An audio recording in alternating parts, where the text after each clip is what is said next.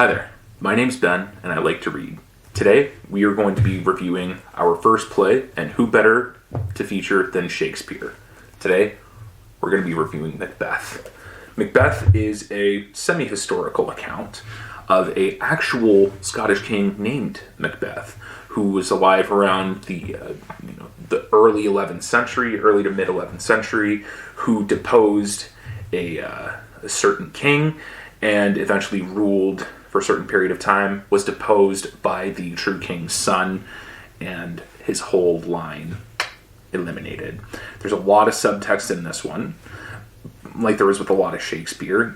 It could be down to overanalysis, but again, we have to consider the historical context. This was written during the reign of King James VI of Scotland and First of England, the first Stuart monarch of England. This is written partly in homage to him, because not only was he Scottish, but if you read the play, and there are elements of witchcraft and so on and so forth, and black magic, King James himself was actually a student of the occult, if you will. Not a student of the occult in the sense that he was, himself brewing up stuff, but it was something that he took fairly seriously as a hobby. He, in fact, wrote a book, his Demonology, about the different evil spirits and witches and so on and so forth. So in part, the reason why Shakespeare had sort of incorporated that in there is, of course, as a nod to the king himself, to say, like, yeah, hey, look, we know that this is your hobby. Make it a little bit more interesting, if you will.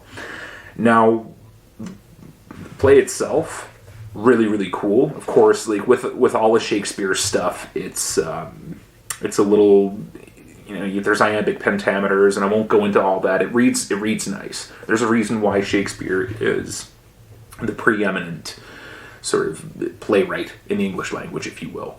That being said, this version, I've got the Oxford World Classics. There's a bunch of appendices in there, but the play in and of itself is about 200 pages. 100 to 200 pages. So it's not that bad. You will have to get over the language a little bit. That being said, I think it's one of his stronger plays. We'll review more in the future. This is the only copy in text format that I have right now. And I think, it goes to show that it's still possible to, 400 years on, to still stand the test of time. It's a great play. It's reading plays. Some people may have their what's it called? They may have their qualms, I should say, about it.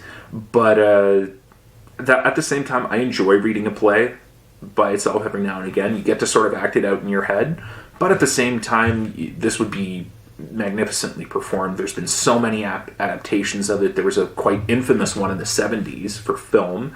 Roman Polanski made it, and it was financed by Hugh Hefner's Playboy. There's a more recent one starring Michael Fassbender, and this was, I believe, in 2016, where he plays Macbeth. It's by an Australian director named Justin Kurzel, and it's currently on Netflix right now. Fantastic adaptation. Really, you have to take the character of Macbeth itself. You can have so much fun with it. Is he a puppet that's been controlled by his wife, or is he just, a soldier that's been suffering from post-traumatic stress disorder and is easily swayed, or is he really an evil person to begin with? Now, I don't think Macbeth is the strongest character in the play. I think Lady Macbeth has to take the cake. She's devious, she's smart, she's politically savvy.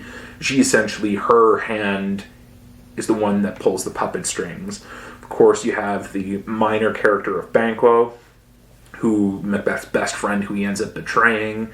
But of course, there are a bunch of other characters within that as well. There are some weird parts in there, where the King Malcolm is talking with Macduff, and then essentially, is extolling, is trying to convince him to come over to his side, but then essentially the way that he does it is like, oh, well, by the way, I'm a virgin, and everything like that. It's kind of awkward and a little kind of funny. But at the same time, again, it gets set up for, you see Macbeth's rise and his fall, culminating in a showdown with Macduff. And it makes for fantastic reading. You can really let your imagination run wild here. My opinion, it is one of his stronger plays. Do I suggest reading plays as you would a book? Yeah, why not? Like I said, I think you allow it to play out in your head. Your imagination can run amok a little bit. But especially with this one, because there is a lot of subtext, there's a lot of historical parts going on with it. You could say that this book was written in appeasement, or this play, I should say, was written in appeasement.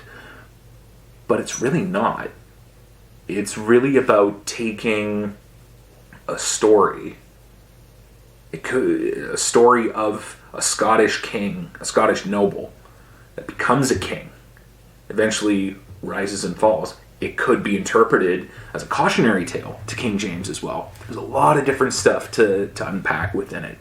But I think ultimately it's one of his stronger efforts, like I said before. If you're not a fan of plays, if you're not a fan of Shakespeare, feel free to skip it. It's it's no skin off anyone's teeth, but I will say you'll be a little bit worse for wear in the literary sense. There's a lot of cool stuff in there, and I really enjoyed it. So I wouldn't skip out on this one.